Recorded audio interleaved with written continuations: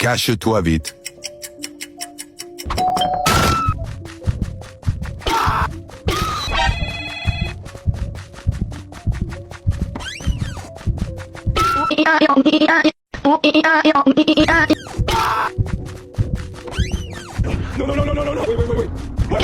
Okay, nasa CR na tayo ng ospital. Pwede maging kahit anong bagay ang mundo. Bago dumating ang taya, may 30 segundo tayong magtago. Naging lababo ako. Ang ganda ng pwesto ko. Yung kasama ko, naging cubicle. Ang galing magtago. Yung isa pa, naging ihian. At yung huli, teka, bakit naging water dispenser? Sino naglalagay ng water dispenser sa CR? Dumating na ang taya. Malamang, makukulit tayo dahil sa water dispenser. Ayun nga. Ayoko. Lumapit na sa akin ang taya. Mas malaki naman yung cubicle kaysa sa akin.